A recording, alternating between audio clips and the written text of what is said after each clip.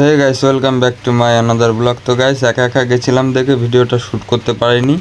টোটো নিয়ে এসেছি টোটোর কাজ করাতে, কারণ আমার টোটোর ব্রেক একদমই ধরছে না। তো ফাইনালি মিস্ত্রিতে হাত দিয়ে দিয়েছে।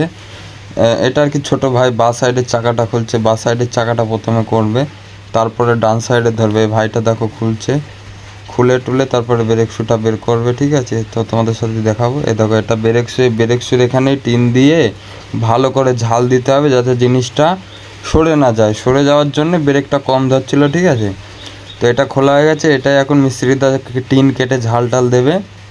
এরকম মিস্ত্রিটা ঝাল মানে টিনটা কাটছে মাপ করে, তারপরে ওটাকে ঝাল দিয়ে সেট করবে।